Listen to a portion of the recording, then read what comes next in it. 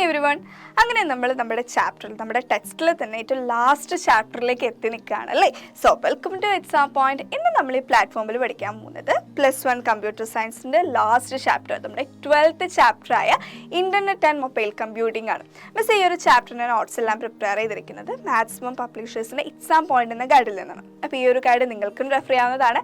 എല്ലാ ചാപ്റ്റേഴ്സിൻ്റെ നോട്ട്സും sample പ്രോബ്ലംസും previous year question പേപ്പേഴ്സും എല്ലാം ഇതിൽ അവൈലബിൾ ആണ്. അപ്പോൾ അതോടെ വെച്ച് പഠിക്കുകയാണെങ്കിൽ നിങ്ങൾക്ക് ഒന്നുകൂടെ ഈസി ആയിരിക്കും. ഓക്കെ, അപ്പോൾ നമ്മുടെ ചാപ്റ്റർ ലാസ്റ്റ് ചാപ്റ്റർ ആണ് അല്ലേ. പ്രോഗ്രാം ഒന്നുമല്ല, തിയറിയാണ്. തിയറി ആണെന്ന് പറഞ്ഞിട്ടും നിങ്ങൾക്ക് പേടിക്കേണ്ട ആവശ്യമില്ല. നമുക്ക് അറിയാവുന്ന നമ്മൾ യൂസ് ചെയ്യുന്ന നമ്മുടെ മൊബൈൽ, നമ്മൾ ഇൻ്റർനെറ്റ് യൂസ് ചെയ്യുന്നവരാണ്, മൊബൈൽ യൂസ് ചെയ്യുന്നവരാണ് അല്ലേ. അപ്പോൾ ഇതിൻ്റെ കാര്യങ്ങളൊക്കെ നമുക്ക് കുറച്ച് വൈറസും സംഭവങ്ങളും കാര്യങ്ങളൊക്കെ നമുക്ക് കേട്ടിട്ടുണ്ടാവും അല്ലേ. അപ്പോൾ അങ്ങനെയുള്ള കുറച്ച് ബേസിക് ആയിട്ട് നമുക്ക് എല്ലാവർക്കും അറിയുന്ന കാര്യങ്ങൾ തന്നെ ഒന്ന് ക്ലിയർ ആക്കി തരും. അത്രയേ ഉള്ളൂ ഈ ഒരു ചാപ്റ്റർ എന്ന് പറയുന്നത്. അപ്പോൾ സിമ്പിൾ ചാപ്റ്റർ ആണ്. അപ്പോൾ നമുക്ക് സ്റ്റാർട്ട് ചെയ്താലോ? ആദ്യം തന്നെ നമുക്ക് എന്തൊക്കെ ടോപ്പിക്സ് ഉണ്ടെന്നൊന്ന് നോക്കാം. നമുക്ക് എത്ര ടോപ്പിക്സ് ഉണ്ട്? മൊത്തം 10 ടോപ്പിക്സ് ആണ് നമുക്ക് ഈ ഒരു ചാപ്റ്ററിൽ പഠിക്കാനുള്ളത്. അപ്പോൾ ഫസ്റ്റ് വൺ എന്ന് പറയുന്നത് നമ്മൾ തുടങ്ങുന്നത് എങ്ങനെയാണ്? ഇൻ്റർനെറ്റിൻ്റെ ഹിസ്റ്ററി പറഞ്ഞുകൊണ്ടാണ്. ഓക്കെ, ചെറിയൊരു introduction. Okay, then connecting the computer to the internet. ഇൻ്റർനെറ്റിലേക്ക് എങ്ങനെയാണ് കമ്പ്യൂട്ടർ കണക്ട് ചെയ്യുന്നത്? നിങ്ങളൊക്കെ ചെയ്യുന്ന കാര്യമാണ്, അത് ജസ്റ്റ് പറയുന്നുണ്ടെന്നുള്ളൂ. ദെൻ ടൈപ്സ് ഓഫ് കണക്ടിവിറ്റി, ഏതൊക്കെ ടൈപ്പ് ഉണ്ട്, അതുപോലെ എന്തൊക്കെ സർവീസസ് നമുക്ക് ഇൻ്റർനെറ്റിൽ അവൈലബിൾ ആണ്. ദെൻ സൈബർ സെക്യൂരിറ്റി, ഇപ്പം അത്യാവശ്യം നല്ല രീതിയിൽ പൊയ്ക്കൊണ്ടിരിക്കുന്ന ഒരു ഏരിയ അല്ലേ സൈബർ സെക്യൂരിറ്റി എന്ന് പറയുന്നത്. ഒത്തിരി സൈബർ ക്രൈംസ് ഒക്കെ വരുന്നുണ്ട്. അപ്പോൾ സൈബർ സെക്യൂരിറ്റി എന്താണ്, അതുപോലെ നെറ്റ്വർക്ക് അറ്റാക്സ് വരുമ്പോൾ അതിനെ നമുക്ക് എങ്ങനെ പ്രിവെൻറ്റ് ചെയ്യാനായിട്ട് സാധിക്കും.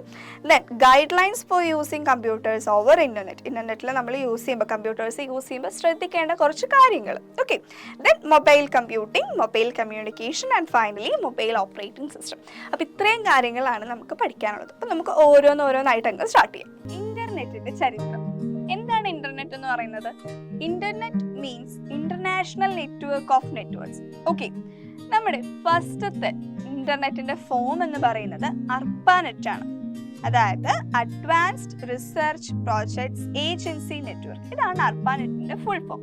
ഓക്കെ, അപ്പോൾ ഈ ഒരു അർപ്പാനെറ്റ് ആണ് നമ്മുടെ ഇന്റർനെറ്റിന്റെ ആദ്യത്തെ ഫോം എന്ന് പറയുന്നത്. ഇത് കണ്ടുപിടിച്ചത് 1970s. Okay, US department of defence അവരുടെ മിലിറ്ററിക്ക് വേണ്ടിയിട്ടാണ്. അപ്പോൾ 1970s US department of defence അവരുടെ മിലിറ്ററിക്ക് വേണ്ടിയിട്ട് കണ്ടുപിടിച്ചതാണ് അർപ്പാനെറ്റ് എന്ന് പറയുന്നത്.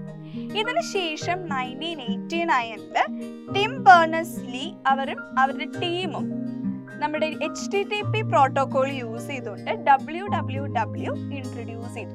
എന്താണ് WWW? വേൾഡ് വൈഡ് വെബ് അല്ലേ. അപ്പോൾ ഈ ഒരു world wide web HTTP protocol use ചെയ്തുകൊണ്ട് 1989 ആരാണ് കണ്ടുപിടിച്ചത്? ടിം ബേർണേഴ്സ്-ലീ ആണ് കണ്ടുപിടിച്ചത്. ഓക്കെ, അപ്പോൾ ആ ഒരു പേരും ഇമ്പോർട്ടൻ്റ് ആണ്. നമുക്ക് ചിലപ്പോൾ ക്വസ്റ്റ്യൻ ചോദിക്കാറുണ്ട്. ഈ ഒരു ഹിസ്റ്ററി അത്ര ഇമ്പോർട്ടൻ്റ് അല്ല, അതായത് എക്സാം പോയിന്റ് ഓഫ് വ്യൂവിൽ അത്ര ഇമ്പോർട്ടൻ്റ് അല്ല, പക്ഷെ എന്നാലും നമ്മൾ ഈ ഒരു ഹിസ്റ്ററി അറിഞ്ഞിരിക്കുക. എന്നാൽ ഇതിൽ ഏറ്റവും ഇമ്പോർട്ടൻ്റ് ആയിട്ട് ചോദിക്കാൻ ചാൻസ് ഉള്ളത് ഈ ഒരു അർപ്പാനെറ്റ്. ഓക്കെ, അർപ്പാനെറ്റ് അതിൻ്റെ ഫുൾ ഫോം ചോദിക്കാം. പിന്നെ ഈ ഒരു ടിം ബേർണേഴ്സ്-ലീയുടെ പേരും, അതായത് നമ്മൾ WWW കണ്ടുപിടിച്ചത് ആരാണ് എന്ന് ചോദിക്കാം. ഓക്കെ, അപ്പോൾ 1989 ടിം ബേർണേഴ്സ്-ലീയും ആ ഒരു ടീമും എന്ത് കണ്ടുപിടിച്ചു? www കണ്ടുപിടിച്ചു യൂസിങ് HTTP പ്രോട്ടോകോൾ. ഇനി in 1998 Internet Corporation for Assigned Names and Numbers was established. Okay, അപ്പോൾ ഇത്രയാണ് ജസ്റ്റ് നമ്മളൊരു ഹിസ്റ്ററി എന്ന് പറയുന്നത്. ടെക്സ്റ്റിൽ നമുക്ക് ഒത്തിരി കഥയായിട്ട് കൊടുത്തിട്ടുണ്ട്, എന്നാലും ഇതിൻ്റെ അകത്ത് ജസ്റ്റ് നിങ്ങൾ എന്തായാലും അറിഞ്ഞിരിക്കുക എന്ന് പറയുന്ന കാര്യങ്ങൾ മിസ് ഇപ്പോൾ പറഞ്ഞു തന്നിട്ടുണ്ട്. ഓക്കെ, അപ്പോൾ ക്ലിയർ ആണല്ലോ. ഇനി എന്താണ് ഇന്റർനെറ്റ് എന്ന് പറഞ്ഞു കഴിഞ്ഞാൽ? It is an interconnected system of computer networks that serves the users all over the world. അതായത് ലോകത്തെമ്പാടുമുള്ള എല്ലാ യൂസേഴ്സിനും സർവീസസ് പ്രൊവൈഡ് ചെയ്യുന്നതാണ് ആര്? ഇന്റർനെറ്റ് എന്ന് പറയുന്നത്. അതെന്താണ്? Interconnected system of computer network ആണ്. ഓക്കെ, ക്ലിയർ ആണല്ലോ. ഇനി അത് കഴിഞ്ഞിട്ട് അവർ എന്താ പറഞ്ഞിരിക്കുന്നത്? ഇൻട്രാനെറ്റ് എന്ന് പറഞ്ഞിട്ടുണ്ട്. ഓക്കെ, ഇന്റർനെറ്റ് എന്താണെന്ന് നമുക്ക് മനസ്സിലായി. അപ്പോൾ ഇൻട്രാനെറ്റ് എന്തായിരിക്കും? ഒരു കമ്പനി അല്ലെങ്കിൽ ഒരു ഓർഗനൈസേഷന്റെ പ്രൈവറ്റ് നെറ്റ്വർക്കിനെയാണ് നമ്മൾ ഇൻട്രാനെറ്റ് എന്ന് വിളിക്കുന്നത്. എന്താണ്? ഒരു കമ്പനിയുടെ അല്ലെങ്കിൽ ഒരു ഓർഗനൈസേഷന്റെ പ്രൈവറ്റ് ആയിട്ടുള്ള നെറ്റ്വർക്കിനെയാണ് നമ്മൾ ഇൻട്രാനെറ്റ് എന്ന് വിളിക്കുന്നത്.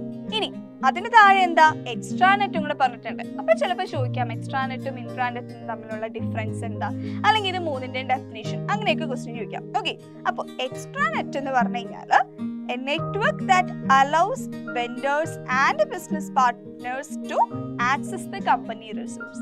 അതായത് കമ്പനി റിസോഴ്സസ് ആക്സസ് ചെയ്യാൻ വേണ്ടി വെണ്ടേഴ്സിനും അതുപോലെ തന്നെ ബിസിനസ് പാർട്ട്നേഴ്സിനും അലൗ ചെയ്യുന്ന ഒരു നെറ്റ്വർക്ക്. അതിനെയാണ് എക്സ്ട്രാ നെറ്റ്വർക്ക് എന്ന് പറയുന്നത്. അതായത് അവരുടെ ആ ഒരു കമ്പനിയുടെ പുറത്ത് വെണ്ടേഴ്സിനും അതുപോലെ തന്നെ ബിസിനസ് പാർട്ട്നേഴ്സിനും ആ ഒരു കമ്പനിയുടെ റിസോഴ്സസ് ആക്സസ് ചെയ്യാനുള്ള ഒരു നെറ്റ്വർക്ക്. അതിനെയാണ് നമ്മൾ എന്ത് പറയുന്നത്? എക്സ്ട്രാ നെറ്റ് എന്ന് പറയുന്നത്. ഇൻട്രാനെറ്റ് എന്ന് പറയുമ്പോൾ എന്തായിരുന്നു? ഒരു കമ്പനിയുടെ അല്ലെങ്കിൽ ഒരു ഓർഗനൈസേഷന്റെ പ്രൈവറ്റ് നെറ്റ്വർക്ക്. അതിനെയാണ് നമ്മൾ ഇൻട്രാനെറ്റ് എന്ന് പറയുന്നത്. ഈ ടേംസ് ഇമ്പോർട്ടൻ്റ് ആണ്. ക്ലിയർ ആണല്ലോ? Next is connecting the computer to the internet. എന്താണ്? ഇന്റർനെറ്റിലേക്ക് കമ്പ്യൂട്ടർ ബന്ധിപ്പിക്കും. എങ്ങനെയാണ് നമ്മൾ ഇന്റർനെറ്റിലേക്ക് കമ്പ്യൂട്ടറിനെ കണക്ട് ചെയ്യുന്നത്? നമ്മൾ വീടുകളിലേക്ക് എങ്ങനെയായിരിക്കും കണക്ട് ചെയ്തിട്ടുണ്ടാവുക? അതാണ് നമ്മളിവിടെ പറയുന്നത്. Hardware and software requirements for connecting a computer to internet. അതായത് ഒരു കമ്പ്യൂട്ടറിനെ ഇന്റർനെറ്റിലേക്ക് കണക്ട് ചെയ്യാൻ വേണ്ടിയിട്ട് നമുക്ക് ആവശ്യമുള്ള ഹാർഡ്വെയറും സോഫ്റ്റ്വെയറുകളും എന്തൊക്കെയാണ്? ഇതെല്ലാം നിങ്ങൾക്ക് അറിയാവുന്നതായിരിക്കും അല്ലെ? നിങ്ങൾക്ക് എല്ലാവരും യൂസ് ചെയ്യുന്നതാണ്, നിങ്ങൾക്ക് അറിയാവുന്ന കാര്യമാണ്. എന്നാലും മിസ് ജസ്റ്റ് ഒന്ന് പറയാം. എ കമ്പ്യൂട്ടർ, ഒരു കമ്പ്യൂട്ടർ എന്നാലും വേണം അല്ലെ? എങ്ങനെയുള്ളതായിരിക്കണം? A computer with NIC facility and an OS that supports TCP/IP protocol. എന്താണ്? നമ്മൾ യൂസ് ചെയ്യുന്ന കമ്പ്യൂട്ടറിന് NIC ഫെസിലിറ്റി ഉണ്ടാവണം, അതുപോലെ തന്നെ TCP/IP പ്രോട്ടോകോൾ സപ്പോർട്ട് ചെയ്യുന്ന ഒരു OS. അതായത് ഇപ്പോൾ നമ്മുടെ വിൻഡോസോ ലിനക്സോ അങ്ങനെ ഏതെങ്കിലും. അപ്പൊ അങ്ങനെ ഒരു OS എന്തിലുണ്ടാവണം? നമ്മുടെ കമ്പ്യൂട്ടറിൽ ഉണ്ടാവണം. ക്ലിയർ? പിന്നെന്ത് വേണം? മോഡം വേണം, അത് കണക്ട് ചെയ്യാൻ ടെലിഫോൺ കണക്ഷൻ വേണം, an internet account given by ISP, then software like browser, client application for email, chat, etc. Clear ആണല്ലോ? അതായത് നമുക്ക് ഇപ്പോൾ ഇമെയിലും ചാറ്റൊക്കെ ചെയ്യണമെങ്കിൽ എന്ത് ചെയ്യണം? നമുക്കൊരു ക്ലയൻറ്റ് ആപ്ലിക്കേഷൻ വേണം, അതുപോലെ തന്നെ ബ്രൗസറൊക്കെ ആവശ്യമുണ്ട്. എന്നാലല്ലേ നമുക്ക് സെർച്ച് ചെയ്യാനൊക്കെ പറ്റുള്ളൂ. അപ്പോൾ ഇത്രയും കാര്യങ്ങൾ ഉണ്ടെങ്കിൽ നമുക്ക് എന്ത് ചെയ്യാൻ പറ്റും? കമ്പ്യൂട്ടറിനെ ഇന്റർനെറ്റായിട്ട് നമുക്ക് കണക്ട് ചെയ്യാനായിട്ട് സാധിക്കും. അറിയാവുന്ന കാര്യമാണല്ലോ, കൂടുതൽ ഡീറ്റെയിൽ ആയിട്ട് പറഞ്ഞു തരണ്ടല്ലോ. ക്ലിയർ അല്ലേ? അടുത്തത് വരുന്നതാണ് ടൈപ്സ് ഓഫ് കണക്ടിവിറ്റി. വിവിധ തരം ഇന്റർനെറ്റ് ബന്ധിപ്പിക്കൽ രീതികൾ. അപ്പൊ ഏതൊക്കെയാന്നുള്ളത് നമുക്ക് ഓരോന്ന് നോക്കാം. അപ്പൊ എന്തിന്റെ അടിസ്ഥാനത്തിലായിരിക്കും നമ്മൾ ഈ ഒരു ഇന്റർനെറ്റ് കണക്ടിവിറ്റി ക്ലാസിഫൈ ചെയ്യുന്നത്? നമ്മൾ യൂസ് ചെയ്യുന്ന ടെക്നോളജി, അതുപോലെ തന്നെ ആ ഒരു കണക്ഷന്റെ സ്പീഡും.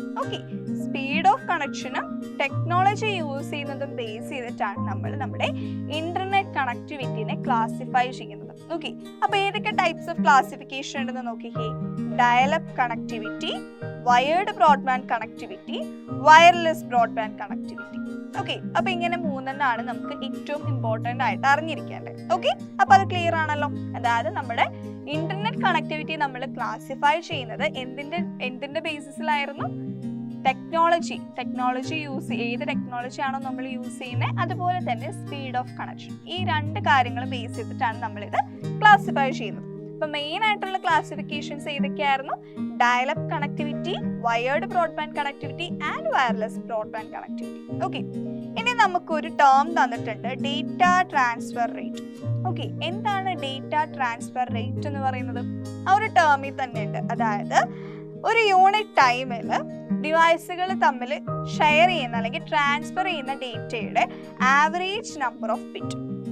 It is the average number of bits transferred between devices in unit time. ഇതിനെയാണ് നമ്മൾ ഡേറ്റ ട്രാൻസ്ഫർ റേറ്റ് എന്ന് പറയുന്നത്. ചിലപ്പോൾ ഒരു 1 മാർക്ക് ക്വസ്റ്റ്യൻ ആയിട്ടൊക്കെ ചോദിക്കാം. അപ്പൊ അതെന്താന്നുള്ളത് അറിഞ്ഞിരിക്കാം. ഇനി നമുക്ക് നേരെ നമ്മുടെ ഓരോന്നായിട്ട് നോക്കിയാലോ ടൈപ്സ് ഓഫ് കണക്ടിവിറ്റി. ഫസ്റ്റ് വരുന്നത് ഏതാ? ഡയൽ-അപ്പ്. ഡയൽ-അപ്പ് ബന്ധം. എങ്ങനെയാണ് ഡയൽ-അപ്പ് കണക്ടിവിറ്റി?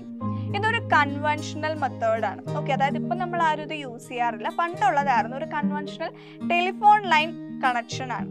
ഇത് മെയിൻ ആയിട്ടും യൂസ് ചെയ്യുന്നത് ഈ ഒരു ടെലിഫോൺ ലൈൻ, അതുപോലെ തന്നെ ഡയൽ-അപ്പ് മോഡം.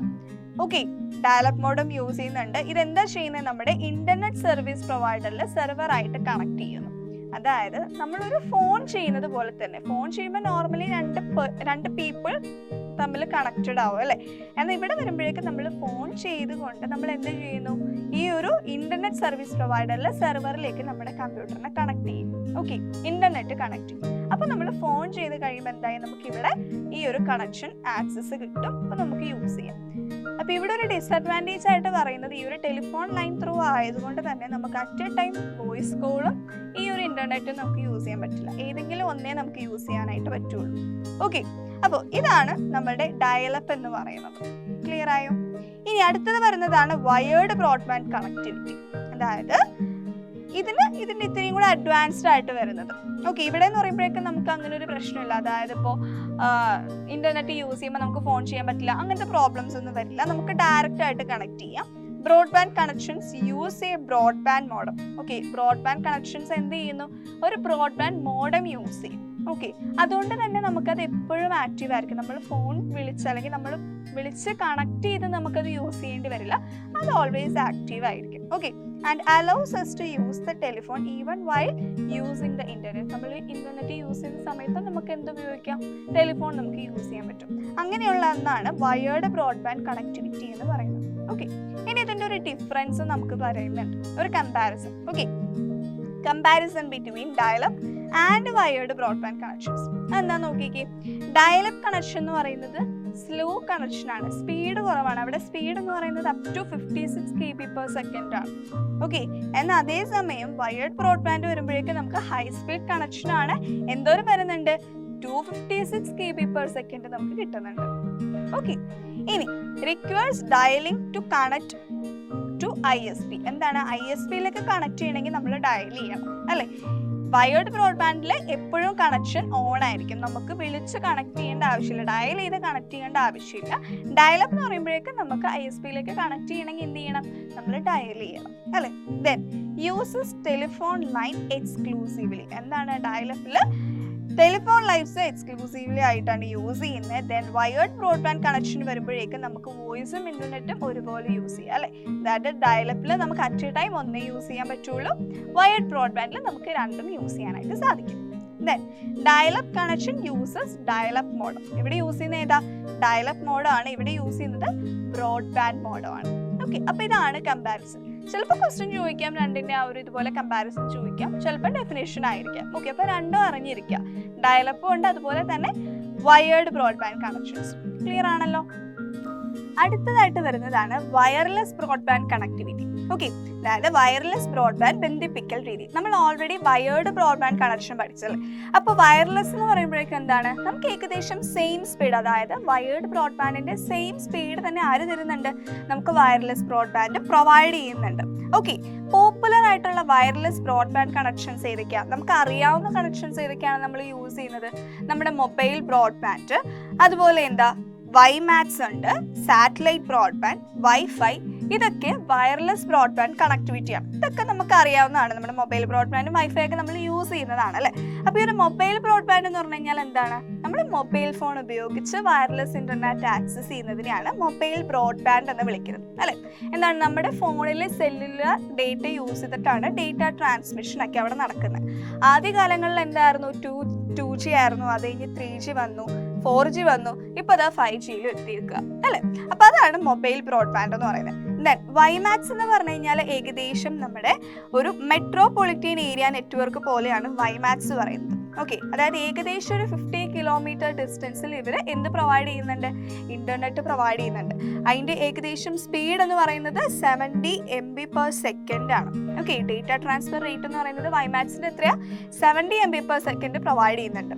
ഇനി സാറ്റലൈറ്റ് ബ്രോഡ്ബാൻഡ് എന്ന് പറഞ്ഞു കഴിഞ്ഞാൽ എന്താണ്? സാറ്റലൈറ്റ് വഴി നമുക്ക് ഇന്റർനെറ്റ് ആക്സസ് കിട്ടുന്നത്, അല്ലേ? അതാണ് സാറ്റലൈറ്റ് ബ്രോഡ്ബാൻഡ്. അത് കോമൺ ആയിട്ട് യൂസ് ചെയ്യുന്നത് എവിടെയാണ്? നമ്മുടെ ബാങ്ക്, അതുപോലെ സ്റ്റോക്ക് മാർക്കറ്റ്, ഓക്കെ, പിന്നെ നമ്മുടെ ഗവൺമെന്റ്, ഇതൊക്കെ യൂസ് ചെയ്യുന്നത് സാറ്റലൈറ്റ് ബ്രോഡ്ബാൻഡ് ആണ്.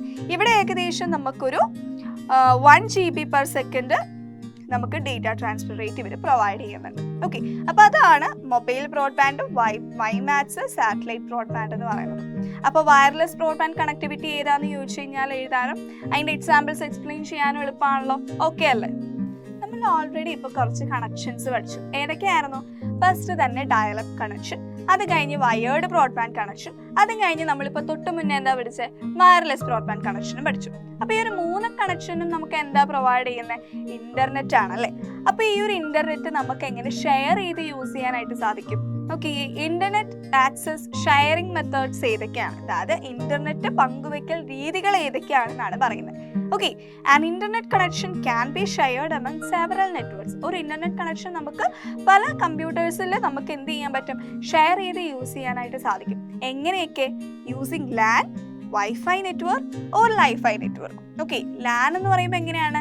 ലോക്കൽ ഏരിയ നെറ്റ്വർക്ക് അല്ലേ. ഒരു ലോക്കൽ ഏരിയ നെറ്റ്വർക്കിലുള്ള കമ്പ്യൂട്ടറിൽ ഉള്ള ഇൻ്റർനെറ്റ് നമുക്ക് ആ നെറ്റ്വർക്കിലുള്ള മറ്റ് കമ്പ്യൂട്ടേഴ്സിൽ ഷെയർ ചെയ്ത് യൂസ് ചെയ്യാനായിട്ട് സാധിക്കും. അതുപോലെ തന്നെ വൈഫൈ നെറ്റ്വർക്ക് എന്ന് പറയുമ്പോൾ എന്താ? നമ്മളെല്ലാവരും കേട്ടിട്ടുണ്ടാവും, ചില എഡ്യൂക്കേഷൻ ഇൻസ്റ്റിറ്റ്യൂഷൻസ് വൈഫൈ ക്യാമ്പസ് ആണ് എന്ന് പറയുന്നത് കേട്ടിട്ടുണ്ടാവും അല്ലേ. അതായത് എന്താ? ആ ഒരു ക്യാമ്പസിൽ, ആ ഒരു എഡ്യൂക്കേഷൻ ഇൻസ്റ്റിറ്റ്യൂഷനിലൊക്കെ എന്ത് പ്രൊവൈഡ് ചെയ്യുന്നുണ്ട്? വൈഫൈ പ്രൊവൈഡ് ചെയ്യുന്നുണ്ട്. അതുപോലെ തന്നെ വേറെ എവിടെയൊക്കെ നമ്മൾ കാണുന്നുണ്ട്? റെസ്റ്റോറൻറ്റ്, ഹോട്ടൽ, ഇങ്ങനെയുള്ള സ്ഥലത്തൊക്കെ, ഷോപ്പിംഗ് മോൾസ്, ഇവിടെയൊക്കെ നമുക്ക് എന്ത് കിട്ടും? വൈഫൈ കിട്ടും അല്ലേ. അപ്പോൾ നമുക്ക് ഈ ഒരു വൈഫൈയിലൂടെ നമുക്ക് എന്ത് ചെയ്യാം? ഈ ഒരു ഇൻ്റർനെറ്റ് നമുക്ക് ഷെയർ ചെയ്ത് യൂസ് ചെയ്യാനായിട്ട് സാധിക്കും. ഓക്കെ, അപ്പോൾ നമ്മളുടെ കയ്യിലുള്ള ലാപ്ടോപ്പ് അല്ലെങ്കിൽ ടാബോ മൊബൈൽ ഫോണോ ഇതിലൊക്കെ നമുക്കിത് കണക്ട് ചെയ്ത് നമുക്ക് ഇൻ്റർനെറ്റ് യൂസ് ചെയ്യാൻ സാധിക്കും. ഓക്കെ, ദെൻ ലൈഫൈ നെറ്റ്വർക്ക് എന്ന് പറഞ്ഞു കഴിഞ്ഞാൽ നമ്മുടെ വൈഫൈയുടെ തന്നെ ഒരു എന്താ പറയുക, നമുക്ക് വൈഫൈയുടെ ഒരു ഒപ്റ്റിക്കൽ വേർഷൻ ആണ് ലൈഫൈ എന്ന് പറയുന്നത്. ഓക്കെ, ലൈഫൈ എന്ന് പറഞ്ഞു കഴിഞ്ഞാൽ ലൈറ്റ് ഫിഡലിറ്റി. ഓക്കെ, അപ്പോൾ ഈ ഒരു വൈഫൈ നെറ്റ്വർക്കിൻ്റെ ഒരു ഒപ്റ്റിക്കൽ വേർഷൻ ആണ് ലൈഫൈ എന്ന് പറയുന്നത്. ഓക്കെ, നമുക്ക് ഇവിടെ ഡേറ്റ ട്രാൻസ്മിഷന് വേണ്ടി യൂസ് ചെയ്യുന്നത് വിസിബിൾ ലൈറ്റ് ആണ്. കോമൺ ആയിട്ട് പറയുകയാണെങ്കിൽ ബ്രൈറ്റ് LED ലാംപ്സ് ആണ് ഇവിടെ ട്രാൻസ്മിഷന് വേണ്ടിയിട്ട് യൂസ് ചെയ്യുന്നത്. അപ്പോൾ ഇത്രയും മെത്തേഡ്സിലൂടെ നമുക്ക് എന്ത് ചെയ്യാനായിട്ട് സാധിക്കും? ഇൻ്റർനെറ്റ് ഷെയർ ചെയ്ത് ആക്സസ് ചെയ്യാനായിട്ട് നമുക്ക് സാധിക്കും. ക്ലിയർ ആണല്ലോ ഏതൊക്കെ മെത്തേഡ്സ് ആണെന്നുള്ളത്? ഇൻ്റർനെറ്റ് എന്താണെന്നും അതിൻ്റെ കണക്ഷൻസും അത് ഷെയർ ചെയ്യുന്ന മെത്തേഡ്സും ഒക്കെ നമ്മൾ പഠിച്ചു. ഇനി നമുക്ക് ഇവിടെ വരുന്ന സേവനങ്ങൾ എന്തൊക്കെയാണ്, അതായത് നമ്മുടെ ഇന്റർനെറ്റിൽ സർവീസസ് എന്തൊക്കെയാണെന്നുള്ളത് നമുക്ക് നോക്കണ്ടേ. അതാണ് നമ്മുടെ 4th ടോപ്പിക് ആയിട്ട് ഈ ചാപ്റ്ററിൽ നമ്മൾ പഠിക്കുന്ന സർവീസസ് ഓൺ ഇന്റർനെറ്റ്, ഇന്റർനെറ്റിലെ സേവനങ്ങൾ. അപ്പോൾ അതിൽ ആദ്യം തന്നെ വരുന്നതാണ് WWW, അതായത് വേൾഡ് വൈഡ് വെബ്. ഓക്കെ, അതെല്ലാവർക്കും അറിയാം അല്ലേ, WWW. ഓക്കെ, അപ്പോൾ ഈ ഒരു WWW എന്ന് പറയുന്നതിൽ ഒത്തിരി സെർവേഴ്സ് ഉണ്ട്. Okay, it consist of many servers and it maintains collection of documents. എന്താണ്? ഒത്തിരി ഡോക്യുമെന്റ്സിന്റെ കളക്ഷൻ ആര് മെയിൻറ്റെയിൻ ചെയ്യുന്നുണ്ട്? ഈ ഒരു വേൾഡ് വൈഡ് വെബിൽ സെർവേഴ്സ് ഒക്കെ മെയിൻറ്റെയിൻ ചെയ്യുന്നുണ്ട്. ഓക്കെ, അതുപോലെ തന്നെ ഈ ഒരു ഡോക്യുമെന്റ്സ് നമുക്കൊരു റെഫറൻസിന്റെ ഹെൽപ്പോട് കൂടി ആക്സസ് ചെയ്യാനായിട്ട് സാധിക്കും. അതായത് യൂസേഴ്സിന് ഒരു റെഫറൻസിന്റെ ഹെൽപ്പോട് കൂടി ഈ ഡോക്യുമെന്റ്സിനെ നമുക്ക് ആക്സസ് ചെയ്യാൻ സാധിക്കും. ആ റെഫറൻസിനെ നമ്മൾ വിളിക്കുന്ന പേരാണ് URL, അതായത് യൂണിഫോം റിസോഴ്സ് ലൊക്കേറ്റർ. ഓക്കെ, അപ്പോൾ ഈ ഒരു URL വെച്ചിട്ട് നമുക്ക് എന്ത് ചെയ്യാൻ പറ്റും? ഇതിലുള്ള ഡോക്യുമെന്റ്സ് ആക്സസ് ചെയ്യാനായിട്ട് സാധിക്കും. അപ്പോൾ ഈ ഡോക്യുമെന്റ്സ് എന്ന് പറയുന്നുണ്ട്, ഇതിൽ എന്തൊക്കെയായിരിക്കും ഉണ്ടാവുക? ഈ ഒരു ഡോക്യുമെന്റ്സിൽ ടെക്സ്റ്റ് ഉണ്ടാകാം, ഇമേജസ്, വീഡിയോസ്, അല്ലെങ്കിൽ വേറെ എന്തെങ്കിലും മൾട്ടിമീഡിയ കണ്ടന്റ് ഒക്കെ ഈ ഒരു ഡോക്യുമെന്റ്സിൽ ഉണ്ടാകും. Okay, so these documents can be accessed with the help of a software called browser. എന്താണ് ഈ ഡോക്യുമെന്റ്സ് നമുക്ക് എങ്ങനെ ആക്സസ് ചെയ്യാൻ പറ്റും? ഒരു സോഫ്റ്റ്വെയർ ഉണ്ട്, ബ്രൗസർ എന്ന് പറയുന്ന ഒരു സോഫ്റ്റ്വെയർ യൂസ് ചെയ്തിട്ട് നമുക്ക് എന്ത് ചെയ്യാം? ഈ ഡോക്യുമെന്റ്സ് ഒക്കെ നമുക്ക് ആക്സസ് ചെയ്യാനായിട്ട് പറ്റും. ഓക്കെ, അപ്പോൾ ബ്രൗസർ എന്ന് പറയുന്നത് എന്താ? നമ്മൾ യൂസ് ചെയ്യുന്ന, കോമൺ ആയിട്ട് നമ്മൾ യൂസ് ചെയ്യുന്ന ബ്രൗസർ ഏതാണ്? ഗൂഗിൾ ക്രോം അല്ലേ. ഗൂഗിൾ ക്രോം, അതുപോലെ എന്താ മോസില്ല ഫയർഫോക്സ്, ഇന്റർനെറ്റ് എക്സ്പ്ലോറർ, ഇതൊക്കെ എന്താണ് നമ്മൾ യൂസ് ചെയ്യുന്ന ബ്രൗസേഴ്സ് ആണ് അല്ലേ. ബ്രൗസർ എന്ന് പറഞ്ഞു കഴിഞ്ഞാൽ എന്താണ്? അപ്പോൾ it's a piece of software അല്ലേ. സോഫ്റ്റ്വെയറിനൊരു പീസ് ആണ് and it acts as interface between user and the internal working of the internet. എന്താണ്? ഇന്റർനെറ്റിന്റെ ഇന്റേണൽ വർക്കിങ്ങിലും അതുപോലെ തന്നെ യൂസറിനിടയിലും ആയിട്ട് ഒരു ഇന്റർഫേസ് ആയിട്ട് ആക്ട് ചെയ്യുന്ന ഒരു പീസ് ഓഫ് സോഫ്റ്റ്വെയർ ആണ് ബ്രൗസർ എന്ന് പറയുന്നത്. അപ്പോൾ ഈ ഒരു ബ്രൗസറിന്റെ ഹെൽപ്പോട് കൂടിയാണ് നമുക്ക് എന്ത് ചെയ്യാൻ സാധിക്കുക? ഈ ഒരു ഡോക്യുമെന്റ്സ് ഒക്കെ നമുക്ക് ആക്സസ് ചെയ്യാൻ സാധിക്കും. നമുക്ക് കോമൺ ആയിട്ട് അറിയാവുന്ന ബ്രൗസേഴ്സിന്റെ പേരുകൾ അറിഞ്ഞിരിക്കുക: Google Chrome, internet explorer, Mozilla Firefox, Opera, safari, ഇതൊക്കെ. ഓക്കെ, അപ്പോൾ നമ്മൾ യൂസ് ചെയ്യുന്നതാണ്, അതുകൊണ്ട് നമുക്ക് ഓർമ്മയിൽ ഉണ്ടാകണം. ഇനി എങ്ങനെയാണ് ഈ ഒരു വെബ് ബ്രൗസിംഗ് നടക്കുന്നത്? എങ്ങനെയാണ് ഇതിൽ നമ്മൾ സെർച്ച് ചെയ്യുമ്പോൾ നമുക്ക് ഓരോ കാര്യങ്ങൾ വിസിബിൾ ആയിട്ട് ഡിസ്പ്ലേ ചെയ്ത് കിട്ടുന്നത് എങ്ങനെയാണെന്ന് അറിയണ്ടേ? നമ്മൾ നേരെ എന്തെങ്കിലുമൊക്കെ ടൈപ്പ് ചെയ്ത് കൊടുക്കുമ്പോൾ നമുക്ക് മുന്നിൽ അത് കിട്ടുന്നുണ്ട്. അതായത് എങ്ങനെയാണ് ഇത് കിട്ടുന്നത് എന്നുള്ള ആ ഒരു റൂട്ട് നമ്മൾ അറിഞ്ഞിരിക്കേണ്ടത്. അതാണ് ഇവിടെ പറയുന്നത് വെബ് ബ്രൗസിംഗ്. ഓക്കെ, ആദ്യം തന്നെ നമ്മൾ ടൈപ്പ് ചെയ്ത് കൊടുക്കുന്ന URL. ഓക്കെ, നമ്മൾ ബ്രൗസറിൽ ടൈപ്പ് ചെയ്ത് കൊടുക്കുന്ന URL അത് ഡിറ്റർമൈൻ ചെയ്യും എന്താണെന്നുള്ളത്. അതിനുശേഷം നമുക്ക് ഈ ഒരു URLന്റെ IP അഡ്രസ്സ് ആവശ്യമുണ്ട്. ഓക്കെ, അപ്പോൾ ഈ ഒരു IP അഡ്രസ്സ് കിട്ടാൻ വേണ്ടിയിട്ട് യൂസറിൻ്റെ ISPയിലെ DNS സെർവറിലേക്ക് നമ്മളൊരു റിക്വസ്റ്റ് അയക്കും. അതായത് എനിക്ക് ഈ ഒരു URLന്റെ IP അഡ്രസ്സ് വേണം എന്ന് പറഞ്ഞിട്ട്. ഓക്കെ, അപ്പോൾ ഇങ്ങനെ ഒരു റിക്വസ്റ്റ് അയച്ചു കഴിയുമ്പോഴേക്കും DNS സെർവർ എന്ത് ചെയ്യും? ഈ ഒരു URLന്റെ IP അഡ്രസ്സ് റിപ്ലൈ ആയിട്ട് നമുക്ക് തിരിച്ചു തരും. ഓക്കെ, അതിനുശേഷം നമ്മുടെ ബ്രൗസർ ഈ ഒരു IP അഡ്രസ്സിന്റെ വെബ് സെർവറിൽ ഒരു TCP കണക്ഷൻ ഉണ്ടാക്കും. ഓക്കെ, എവിടെയാണ് ഈ ഒരു IP അഡ്രസ്സിന്റെ വെബ് സെർവറിൽ ഒരു TCP കണക്ഷൻ ഉണ്ടാകും. എന്നിട്ട് എന്ത് ചെയ്യും, ഈ ഒരു വെബ് പേജിലേക്ക് നമുക്ക് ആവശ്യമുള്ള ഒരു ഫയൽ ഉണ്ടല്ലോ, നമ്മൾ ചോദിച്ച ഫയൽ, ആ ചോദിച്ച ഫയൽ കിട്ടാൻ വേണ്ടി ഒരു ഗെറ്റ് റിക്വസ്റ്റ് കൊടുക്കും. ഓക്കെ, അപ്പോൾ എന്ത് ചെയ്യും, ഈ ഒരു വെബ് സെർവർ നമുക്ക് ഈ ഒരു വെബ് പേജ് തിരിച്ച് റിട്ടേൺ ചെയ്ത് തരും. നമുക്ക് ഏത് പേജാണോ വേണ്ട, വെബ് പേജ് ആണോ വേണ്ടത്, അത് നമുക്ക് റിട്ടേൺ ചെയ്ത് തരും. എന്നിട്ട് ഈ ഒരു TCP കണക്ഷൻ റിലീസ് ചെയ്യും. ഓക്കെ, TCP കണക്ഷൻ റിലീസ് ചെയ്ത് കഴിയുമ്പോഴേക്കും നമ്മുടെ ബ്രൗസർ എന്ത് ചെയ്യും, നമുക്കിപ്പോൾ കിട്ടിയ വെബ് പേജ് ഇല്ലേ, ആ വെബ് പേജിലെ കണ്ടന്റ് ഒക്കെ പ്രോസസ്സ് ചെയ്തിട്ട് നമുക്ക് ഡിസ്പ്ലേ ചെയ്ത് കാണിച്ചു തരും. ഇങ്ങനെയാണ് നമ്മൾ ഒരു കാര്യം സെർച്ച് ചെയ്യുമ്പോൾ നമ്മുടെ മുന്നിലേക്ക് എത്തിക്കുന്നത്. ഓക്കെ, അതായത് ഇതൊന്നും നമ്മൾ ചെയ്യുന്ന കാര്യമല്ല, ഇതിന് പിന്നിൽ വർക്ക് ചെയ്യുന്ന കാര്യങ്ങളാണ്. അപ്പോൾ വെബ് ബ്രൗസിംഗ് എന്ന് പറഞ്ഞു കഴിഞ്ഞാൽ എങ്ങനെയാണ്, സോ ഒന്നുകൂടെ പറഞ്ഞുതരാം. ആദ്യം തന്നെ എന്ത് ചെയ്യാം, നമ്മൾ ടൈപ്പ് ചെയ്ത് കൊടുക്കുന്ന URL ബ്രൗസർ ഡിറ്റർമൈൻ ചെയ്യും. ഓക്കെ, അതാണ് ഫസ്റ്റ് സ്റ്റെപ്പ്. സെക്കൻഡ് സ്റ്റെപ്പായിട്ട് എന്താ സംഭവിക്കുന്നത്, നമ്മൾ ടൈപ്പ് ചെയ്ത് കൊടുത്ത URLന്റെ IP അഡ്രസ്സ് നമുക്ക് വേണം. അപ്പോൾ അതിന് വേണ്ടിയിട്ട് യൂസറിൻ്റെ ISPയിലെ DNS സെർവറിലേക്ക് നമ്മൾ ഒരു റിക്വസ്റ്റ് കൊടുക്കും. എന്ത്, നമുക്ക് ഇതിൻ്റെ IP അഡ്രസ്സ് വേണമെന്ന് പറഞ്ഞിട്ട് നമ്മളൊരു റിക്വസ്റ്റ് കൊടുക്കും. അപ്പോൾ ഈ ഒരു DNS സെർവർ തിരിച്ച് നമുക്ക് ഇതിൻ്റെ IP അഡ്രസ്സ് തരും. ഓക്കെ, അപ്പോൾ അത്രയും ക്ലിയർ അല്ലേ? അപ്പോൾ IP അഡ്രസ്സ് കിട്ടിക്കഴിഞ്ഞ് എന്ത് ചെയ്യും, ഈ IP അഡ്രസ്സിലെ വെബ് സെർവറിലേക്ക് ബ്രൗസർ ഒരു TCP കണക്ഷൻ മേക്ക് ചെയ്യും. ഓക്കെ, അതിനുശേഷം ആ വെബ് പേജിൽ നമുക്ക് വേണ്ട ഒരു ഫയൽ ഉണ്ടല്ലോ, ആ ഫയൽ കിട്ടാൻ വേണ്ടി നമ്മളൊരു ഗെറ്റ് റിക്വസ്റ്റ് കൊടുക്കും. ഓക്കെ, ഗെറ്റ് റിക്വസ്റ്റ് കൊടുത്തു കഴിയുമ്പോഴേക്കും വെബ് പേജ് ഈ ഒരു വെബ് സെർവർ നമുക്ക് ഈ ഒരു വെബ് പേജ് റിട്ടേൺ ചെയ്ത് തരും. ഇത് കിട്ടിക്കഴിഞ്ഞ് കഴിഞ്ഞാൽ ആ ഒരു കണക്ഷൻ, TCP കണക്ഷൻ അവിടെ റിലീസ് ചെയ്യും. എന്നിട്ട് നമ്മുടെ ബ്രൗസർ ഏതാണ്, നമ്മുടെ ബ്രൗസർ ഇപ്പം ഗൂഗിൾ ക്രോമോ മോസില്ല ഫയർഫോക്സ് എന്താണോ, ആ ഒരു ബ്രൗസർ എന്ത് ചെയ്യും, ഈ കിട്ടിയ വെബ് പേജിലെ കണ്ടന്റ് പ്രോസസ്സ് ചെയ്യും. പ്രോസസ്സ് ചെയ്തതിന് ശേഷം നമുക്കത് ഡിസ്പ്ലേ ചെയ്ത് കാണിക്കും. ഇങ്ങനെയാണ് വെബ് ബ്രൗസിംഗ്. ഓക്കെ, അപ്പോൾ ഈ ഒരു സ്റ്റെപ്പ് ആ ഒരു കറക്റ്റ് ഓർഡറിൽ തന്നെ പഠിച്ചിരിക്കാം. ക്ലിയർ ആണല്ലോ? അടുത്തതായിട്ടൊരു സർവീസ് നമ്മൾ പഠിക്കുന്നതാണ് സെർച്ച് എഞ്ചിൻസ്. ഓക്കെ, സെർച്ച് എഞ്ചിനുകൾ ഏതൊക്കെയാണ്? സെർച്ച് എഞ്ചിൻസ് നമുക്കറിയാവുന്നത് ഏറ്റവും കോമൺ ആയിട്ട് നമ്മൾ യൂസ് ചെയ്യുന്നതാണ് ഗൂഗിൾ. ഈ ഗൂഗിളും ഗൂഗിൾ ക്രോമും രണ്ടാണ്. അത് രണ്ടും ഒന്നാണെന്ന് വിചാരിക്കരുത്. ഗൂഗിൾ ക്രോം എന്ന് പറയുന്നത് എന്താ, ഒരു ബ്രൗസറാണ്. ഓക്കെ, ഗൂഗിൾ എന്ന് പറയുന്നത് ഒരു സെർച്ച് എഞ്ചിനാണ്. ഓക്കെ, അപ്പോൾ ഗൂഗിൾ എന്ന് പറയുന്നത് ഒരു സെർച്ച് എഞ്ചിനാന്ന് പറഞ്ഞു. അപ്പോൾ സെർച്ച് എഞ്ചിൻ എന്ന് പറയുന്നത് എന്താണ്, നമ്മളുടെ വേൾഡ് വൈഡ് വെബിലുള്ള ഇൻഫോർമേഷൻസ് ആളുകൾക്ക് പെട്ടെന്ന് കണ്ടുപിടിക്കാൻ വേണ്ടിയിട്ട് ഡിസൈൻ ചെയ്ത ഒരു സ്പെഷ്യൽ പ്രോഗ്രാം. ഓക്കെ, അതാണ് search engine, internet search engine websites എന്ന് പറയുന്നത്. ഓക്കെ, അപ്പോൾ ഇവിടെ എന്താ സംഭവിക്കുന്നത്, നമ്മളിപ്പോൾ ഒരു കീവേഡ്, നമ്മൾക്ക് എന്തെങ്കിലും ഒരു കാര്യം നമുക്ക് സെർച്ച് ചെയ്യണം. അപ്പോൾ നമ്മളൊരു സ്പെസിഫിക് കീവേഡ് വെച്ചിട്ട് നമ്മളത് സെർച്ച് ചെയ്യണം.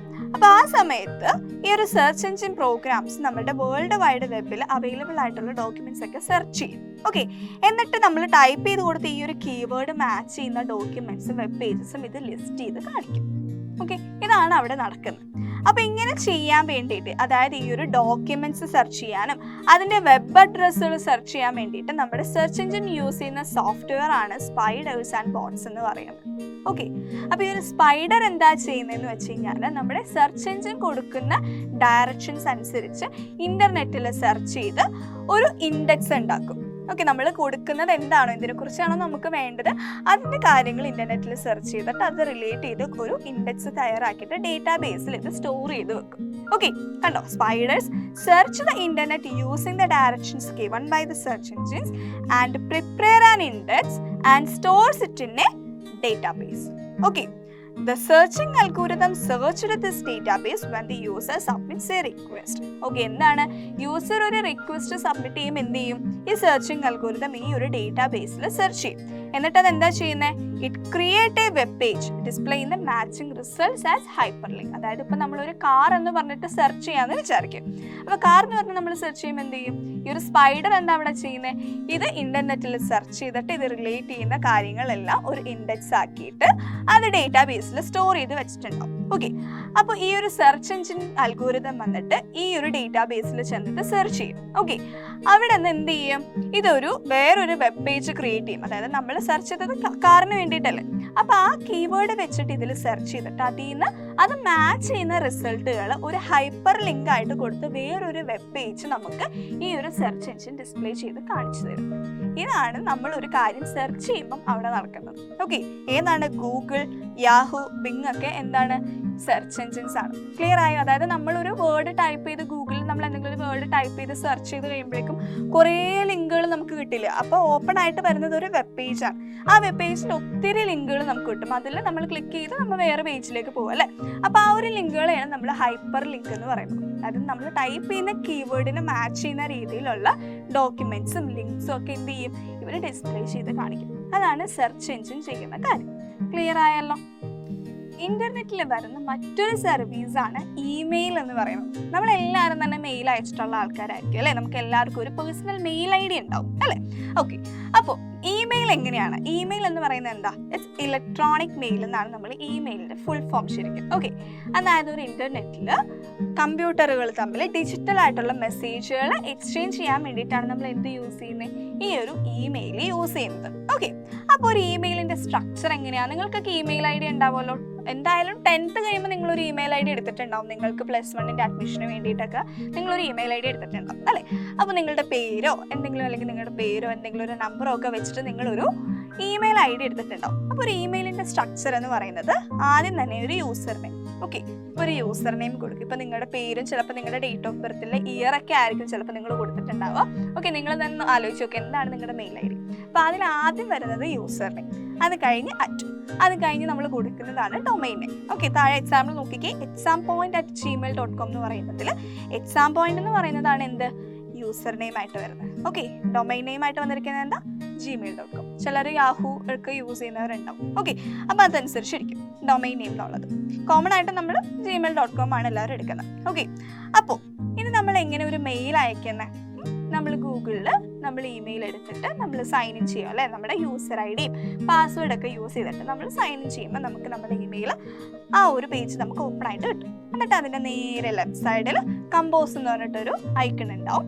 അത് നമ്മൾ സെലക്ട് ചെയ്ത് കഴിയുമ്പോഴേക്കും നമുക്കൊരു പുതിയൊരു പേജ് നമുക്ക് കിട്ടും. ഒരു ന്യൂ മെസ്സേജ് എന്ന് പറഞ്ഞിട്ട് നമുക്ക് ടൈപ്പ് ചെയ്യാനുള്ള, നമ്മുടെ മെയിൽ അയക്കാനുള്ള കണ്ടന്റ് നമുക്ക് ടൈപ്പ് ചെയ്യേണ്ട ഒരു പേജ് നമുക്ക് ഓപ്പൺ ആയിട്ട്, ഒരു വിൻഡോ നമുക്ക് ഓപ്പൺ ആയിട്ട് വരും അല്ലേ. എന്താണ് ഒരു ന്യൂ മെസ്സേജ് എന്ന് പറഞ്ഞിട്ട് ഒരു ടാബ് ആയിരിക്കും നമുക്ക് കിട്ടുക. അപ്പോൾ അതിൽ എന്തൊക്കെയുണ്ട്, അതായത് നമ്മുടെ മെയിലിലുള്ള സെക്ഷൻസ് എന്തൊക്കെയാണ്? ആദ്യം തന്നെ നമുക്ക് എന്താ കാണാൻ പറ്റുന്നത്, 2 എന്നായിരിക്കും അല്ലേ. 2 എന്ന് പറയുന്നിടത്ത് നമ്മൾ എന്ത് ചെയ്യും, പൊതുവെ മെയിൽ അയക്കാൻ നേരത്തെ എന്താ ചെയ്യാറ്, 2ൻ്റെ അവിടെ നമുക്ക് ആർക്കാണോ അയക്കേണ്ട ആ ആളുടെ ഇമെയിൽ അഡ്രസ്സ് നമ്മൾ അടിക്കും അല്ലേ. അപ്പോൾ അതാണ് 2 എന്ന് പറയുന്നത്. റിസീപ്പിയൻറ്റിൻ്റെ അഡ്രസ്സാണ് നമ്മൾ അവിടെ ടൈപ്പ് ചെയ്യേണ്ടത്. പ്രൈമറി ആയിട്ട് നമ്മൾ അയക്കാൻ ഉദ്ദേശിക്കുന്ന മെയിൽ ആർക്കാണോ എത്തേണ്ടത് അവരുടെ അഡ്രസ്സ് നമ്മൾ 2ൽ അടിക്കും. ഓക്കെ, 2ൽ നമ്മൾ ടൈപ്പ് ചെയ്ത് കൊടുക്കും. ഇനി അതിന് തൊട്ട് താഴെ നമുക്ക് CC അതുപോലെ BCC എന്ന് പറഞ്ഞിട്ട് 2 സെക്ഷൻസ് ഉണ്ട്. ഓക്കെ, ആ 2 സെക്ഷൻസ് പൊതുവേ നമ്മൾ അങ്ങനെ അധികം യൂസ് ചെയ്യാൻ ചാൻസ് ഇല്ല. നമ്മളെല്ലാവരും ചെയ്യുമ്പം 2 അഡ്രസ്സ് കൊടുത്തു സബ്ജക്റ്റ് എഴുതി നേരെ നമുക്ക് മെസ്സേജ് എന്താണോ ഒന്ന് ടൈപ്പ് ചെയ്ത് സെൻഡ് അടിക്കാറാണ് പതിവ് അല്ലേ.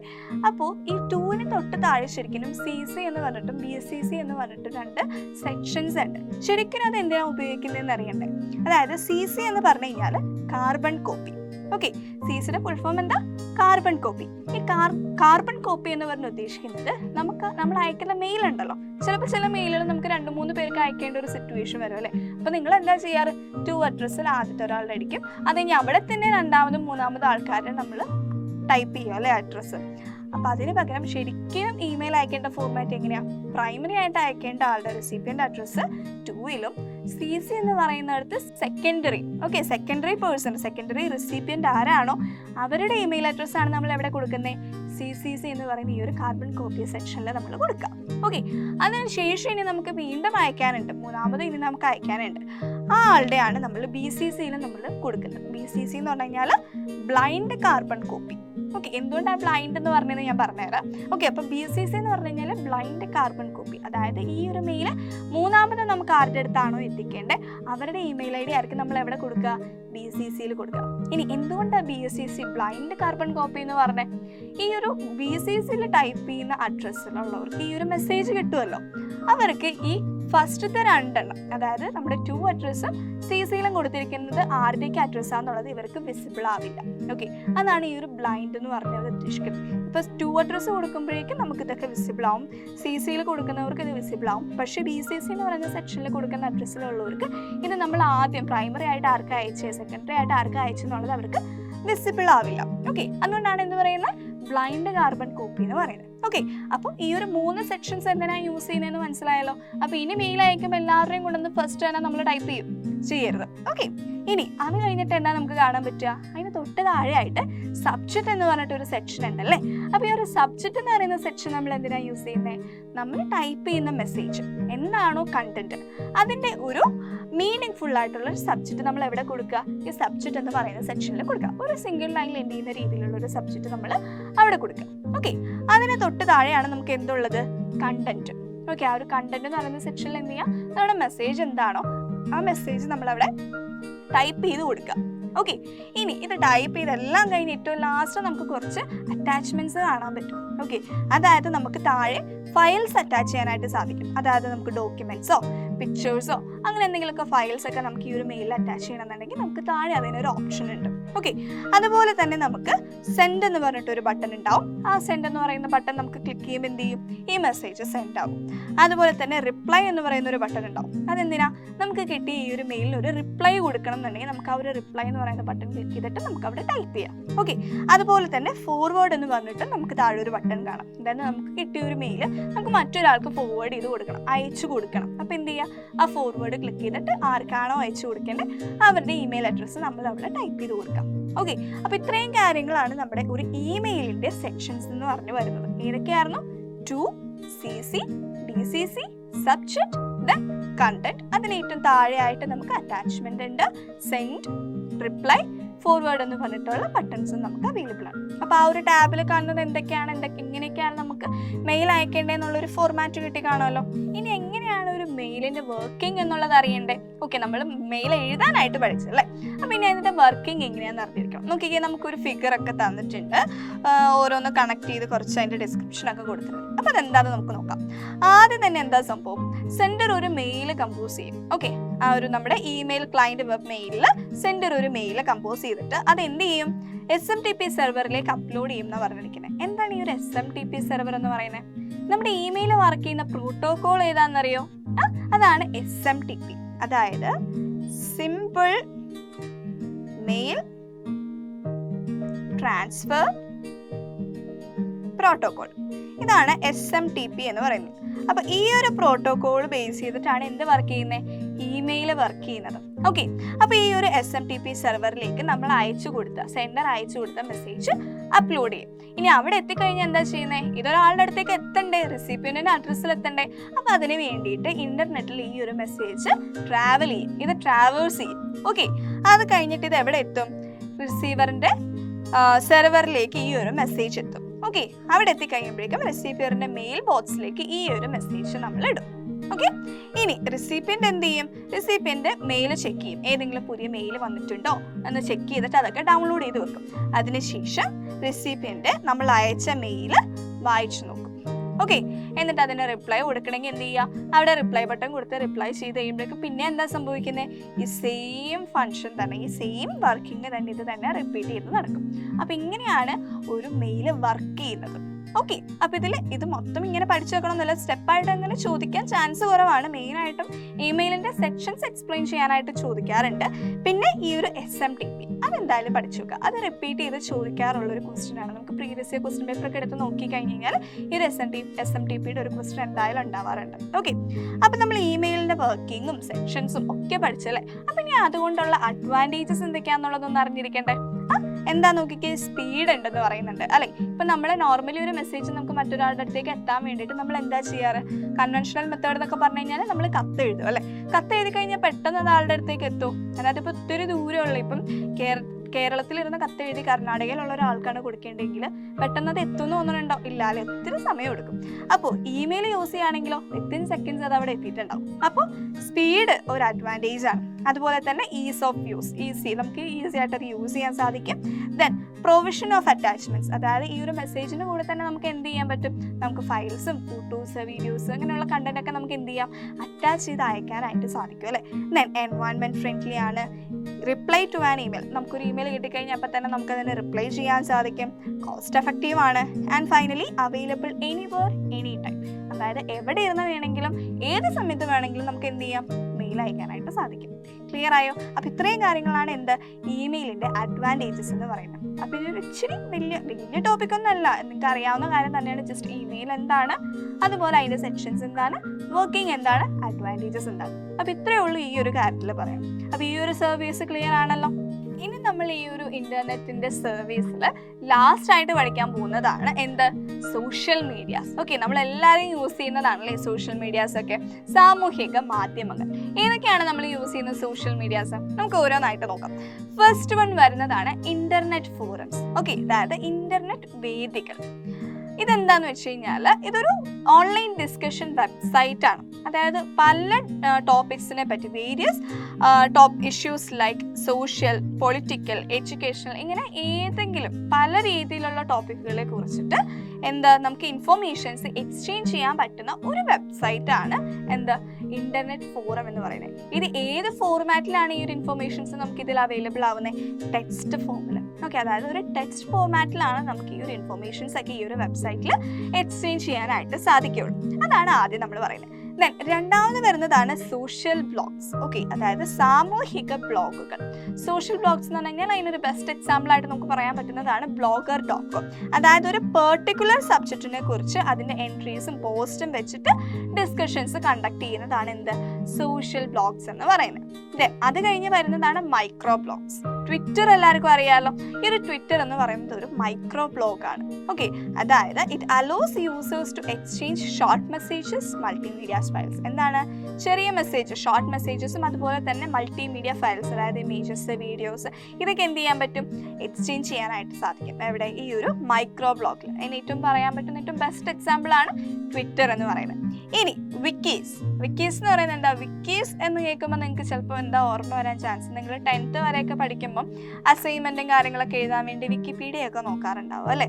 മിസ്സുമാർ നിങ്ങൾക്ക് സ്കൂളിലൊക്കെ ടീച്ചേഴ്സ് പറയുകയാണെങ്കിൽ വിക്കിപീഡിയ നോക്കിക്കോ എന്ന് പറയും. അപ്പോൾ ഈ ഒരു വിക്കിപീഡിയ എന്ന് പറയുന്നതാണ് വിക്കീസിന് ഒരു ബെസ്റ്റ് എക്സാമ്പിൾ ആയിട്ട് നമുക്ക് പറയാൻ പറ്റുന്നത്. അതായത് in this we can give our contribution regarding various topics. അതായത് പല ടോപ്പിക്സ് റിഗാർഡ് ചെയ്ത് നമുക്ക് കോൺട്രിബ്യൂഷൻസ് കൊടുക്കാൻ സാധിക്കും ഈ ഒരു വിക്കീസിൽ. ഓക്കെ, പിന്നെ വരുന്നതാണ് സോഷ്യൽ നെറ്റ്വർക്ക്. ഓക്കെ, അതായത് നമ്മുടെ ഫേസ്ബുക്ക്. ഓക്കെ, ഇപ്പം എല്ലാവരും ഇൻസ്റ്റാഗ്രാമും വാട്സപ്പൊക്കെ ആയിരിക്കും യൂസ് ചെയ്യുന്നത്. എന്നാൽ നമ്മുടെ ഫേസ്ബുക്ക് എന്നൊക്കെ പറയുന്നത് ഇതൊക്കെ എന്താണ്? ഈ ഒരു ഇൻസ്റ്റാഗ്രാം എന്നൊക്കെ പറയുന്നത് എല്ലാം എന്താണ്? സോഷ്യൽ നെറ്റ്വർക്ക്സ് ആണ്. ഓക്കെ, അപ്പോൾ by using this website we can post our data and view others data. എന്താണ് നമ്മളുടെ ഈ ഒരു ഫേസ്ബുക്കും ഇൻസ്റ്റാഗ്രാമിലും ഒക്കെ നമ്മൾ എന്താ ചെയ്യുന്നത്? ശരിക്കും നമ്മുടെ ഡേറ്റാസ് നമ്മൾ പോസ്റ്റ് ചെയ്യും അല്ലേ? അതുപോലെ തന്നെ മറ്റുള്ളവരുടെ ഡേറ്റാസ് അവർ പോസ്റ്റ് ചെയ്യുന്നത് നമുക്കത് കാണാനും സാധിക്കും. ഓക്കെ, അപ്പോൾ അതാണ് ഇവിടെ സംഭവിക്കുക. Okay, then content communities. Content communities എന്ന് പറയുമ്പോൾ എന്താ? നമ്മുടെ യൂട്യൂബ്. ഓക്കെ, നമ്മളെല്ലാവരും കാണുന്ന യൂട്യൂബ് എന്ന് പറയുന്നത് ഒരു കണ്ടന്റ് കമ്മ്യൂണിറ്റിയാണ്. അതായത് നമുക്ക് ഈ ഒരു വെബ്സൈറ്റിൽ നമുക്ക് എന്ത് ചെയ്യാൻ സാധിക്കും? മൾട്ടിമീഡിയ ഫയൽസ്, അതായത് വീഡിയോസൊക്കെ അല്ലേ? മൾട്ടിമീഡിയ ഫയൽസ് നമുക്ക് ഇതിൽ ഷെയർ ചെയ്യാൻ സാധിക്കും. അതാണ് കണ്ടന്റ് കമ്മ്യൂണിറ്റീസ് എന്ന് പറയുന്നത്. ഓക്കെ, അപ്പോൾ ക്ലിയർ ആയാലോ ഏതൊക്കെയാണ് നമ്മളുടെ സോഷ്യൽ നെറ്റ്വർക്ക്സ്? അല്ലെങ്കിൽ എന്താണ് നമ്മൾ പറഞ്ഞത്? നമുക്ക് ഹെഡിങ് എന്തായിരുന്നു? നമ്മുടെ സോഷ്യൽ മീഡിയാസ് അല്ലേ? ഓക്കെ, അപ്പം ഇൻ്റർനെറ്റ് ഫോറംസ് പറഞ്ഞു, സോഷ്യൽ ബ്ലോഗ്സ് പറഞ്ഞു, micro blog, wikis, social network and finally content communities. അപ്പോൾ ഇത്രയും കാര്യങ്ങളാണ് നമ്മൾ പറഞ്ഞത്. ക്ലിയർ ആണല്ലോ? ഇതെല്ലാം അറിയാവുന്ന കാര്യങ്ങളാണ്. അതിൻ്റെ എക്സാമ്പിൾ ഓർത്ത് വെച്ചാൽ തന്നെ നിങ്ങൾക്ക് അതെന്താണെന്ന് എഴുതാനായിട്ട് സാധിക്കും. ഓക്കെ, ഇത് ഡീറ്റെയിൽ ആയിട്ട് പറഞ്ഞു തരേണ്ട ആവശ്യമൊന്നുമില്ലെന്ന് അറിയാം. ഇനി നമ്മൾ എല്ലാവരും സോഷ്യൽ മീഡിയാസ് യൂസ് ചെയ്യുന്ന ആൾക്കാരാണ്. അപ്പോൾ ഇത് യൂസ് ചെയ്യുന്നത് കൊണ്ട് അഡ്വാൻറ്റേജസും ഉണ്ട്, ലിമിറ്റേഷൻസ് ഉണ്ട്. നിങ്ങൾക്കറിയാവുന്ന കാര്യമാണ്. ചിലരൊക്കെ ഇതിൽ അഡിക്റ്റ് ആയിട്ട് പോയ ആൾക്കാരുണ്ടാവും അല്ലേ? അപ്പോൾ ഇതിൻ്റെ അഡ്വാൻറ്റേജസ് എന്ന് പറയുന്നത് എന്താ? Bring people together. അതായത് ഒത്തിരി ദൂരത്തിരിക്കുന്ന ആൾക്കാരാണെങ്കിൽ പോലും നമുക്ക് ഈ ഒരു സോഷ്യൽ മീഡിയയിൽ നമുക്ക് എന്ത് ചെയ്യാൻ സാധിക്കും? ഒന്നിച്ച് കൊണ്ടുവരാനായിട്ട് സാധിക്കും അല്ലേ? ഇനി plan and organise events. Okay, നമുക്ക് ഒരു ഇവൻറ്റ്സ് ഒക്കെ പ്ലാൻ ചെയ്യാനും ഓർഗനൈസ് ചെയ്യാനും എന്ത് ഹെൽപ്പ് ചെയ്യും? ഈ ഒരു സോഷ്യൽ മീഡിയാസ് ഹെൽപ്പ് ചെയ്യാറുണ്ട്. Then business promotions. എന്തോരം പേരാണല്ലോ ഈ ഒരു സോഷ്യൽ മീഡിയ യൂസ് ചെയ്ത് ബിസിനസ് ചെയ്യുന്നത്? നമുക്ക് ഓൺലൈൻ ബിസിനസ്സുകൾ ചെയ്യുന്നവരുണ്ട്, അല്ലെങ്കിൽ അവർ ചെയ്യുന്ന ഓൾറെഡി അവർക്കുള്ള ഇപ്പോൾ ഷോപ്പുകളൊക്കെ ആണെങ്കിലോ എന്തെങ്കിലും ബിസിനസ് ഒക്കെ ഉണ്ടെങ്കിൽ അതിന് പ്രൊമോഷൻസ് ഇതിലൂടെ കൊടുക്കാറുണ്ട് അല്ലേ? അപ്പോൾ അതൊക്കെ നമുക്ക് എന്താണ്? ഇതിൻ്റെ ഒരു അഡ്വാൻറ്റേജ് ആണ്. Then social skills. ഓക്കെ, അപ്പോൾ ഇതൊക്കെ നമുക്ക് അഡ്വാൻറ്റേജ് ആയിട്ട് പറയും. ഇനി ഇതിന് നേരെ ഇപ്പുറത്ത് എന്തുണ്ട്? ലിമിറ്റേഷൻസും ഉണ്ടല്ലേ? അതായത് ഇൻട്രൂഷൻ ടു പ്രൈവസി. അതായത് ഏറ്റവും ബെസ്റ്റ് എക്സാമ്പിൾ നമ്മൾ യൂസ് ചെയ്യുന്ന ഈ ഒരു ഫേസ്ബുക്കും ഇൻസ്റ്റാഗ്രാമിലൊക്കെ നമ്മൾ ഡീറ്റെയിൽസാണ് നമ്മൾ അവിടെ കൊടുക്കുന്നത്. അപ്പോൾ അതുകൊണ്ട് തന്നെ എന്താ നമ്മുടെ പ്രൈവസിയിൽ ഇടപെടാനായിട്ട് അതൊരു കാരണമാവാറുണ്ടല്ലോ. ഒത്തിരി പേർക്ക് ഇപ്പം ചിലരുടെയൊക്കെ പ്രൊഫൈലൊക്കെ ഹാക്കായി എന്നൊക്കെ നമ്മൾ പറയാറുണ്ടല്ലോ, ഓരോരുത്തരുടെ ഫോട്ടോസൊക്കെ മിസ്യൂസ് ചെയ്യുന്ന കാര്യങ്ങളൊക്കെ നമ്മൾ കേട്ടിട്ടുണ്ട്. അപ്പോൾ ഇതൊക്കെ എന്താണ്, ഇതിൻ്റെ ഒരു ലിമിറ്റേഷനാണ്. ഓക്കെ, ദെൻ അഡിക്ഷൻ ആണല്ലേ. ഏത് നേരം നോക്കിയാലും ഇതിൽ തന്നെ നോക്കിയിരിക്കുന്ന ആൾക്കാരുണ്ടാവും, നിങ്ങളുടെ ഇടയിലും ചിലപ്പോൾ ഉണ്ടാവും. അപ്പോൾ അതാണ് അഡിക്ഷൻ എന്ന് പറഞ്ഞ് നമ്മൾ ഉദ്ദേശിക്കുന്നത്. ദെൻ സ്പ്രെഡ് റൂമേഴ്സ് സ്പ്രെഡ് ചെയ്യും, അതായത് ശരിയല്ലാത്ത കാര്യങ്ങൾ സ്പ്രെഡ് ചെയ്യാനായിട്ട് ഇതൊരു കാരണമാവാറുണ്ട് സോഷ്യൽ മീഡിയ. ഓക്കെ, അപ്പോൾ ഇതൊക്കെയാണ് നമ്മുടെ സോഷ്യൽ മീഡിയ യൂസ് ചെയ്യുന്നത് വഴിയുള്ള അഡ്വാൻറ്റേജസും അതുപോലെ തന്നെ ലിമിറ്റേഷൻസും. ഓക്കെ, എക്സാം പോയിന്റ് ഓഫ് വ്യൂവിൽ നോക്കുവാണെങ്കിൽ സോഷ്യൽ മീഡിയാസ് ഇമ്പോർട്ടൻ്റ് ആണ്. ചിലപ്പോൾ ഇതിൻ്റെ അകത്ത് ഏതെങ്കിലുമൊക്കെ ചിലപ്പോൾ ഇൻ്റർനെറ്റ് ഫോറം എന്താണ്, അല്ലെങ്കിൽ മൈക്രോ ബ്ലോഗും അതുപോലെ സോഷ്യൽ ബ്ലോഗും തമ്മിലുള്ള ഡിഫറൻസ് എന്താണ്, ഇങ്ങനെയൊക്കെ ചിലപ്പോൾ ക്വസ്റ്റ്യൻസ് ഒക്കെ ചോദിക്കും. ഓക്കെ, അപ്പോൾ ഇതൊക്കെ എന്താണെന്നുള്ളത് അറിഞ്ഞിരിക്കുക, അങ്ങോട്ടും ഇങ്ങോട്ടും മാറിപ്പോകരുത്. ഏറ്റവും ബെസ്റ്റായിട്ട് നിങ്ങൾ ഓരോന്നിൻ്റെ എക്സാമ്പിൾ ഓർത്ത് വെച്ച് കഴിഞ്ഞാൽ നിങ്ങൾക്ക് അതിൻ്റെ ഡെഫിനേഷൻ, ഓരോ ലൈൻ സിംഗിൾ ലൈനിൽ തീരാവുന്ന ഡെഫിനേഷൻസ് അല്ലേ ഉള്ളൂ. അപ്പോൾ ആ ഒരു ഡെഫിനേഷൻസ് പഠിച്ചു വെക്കുക. പിന്നെന്താ ഈ ഒരു അഡ്വാൻറ്റേജസും ലിമിറ്റേഷൻസും അത് നിങ്ങൾക്ക് അറിയാവുന്ന കാര്യമാണ് അല്ലേ. അപ്പോൾ അതും അങ്ങനെ എഴുതാം. ഓക്കെ, ക്ലിയർ ആണല്ലോ.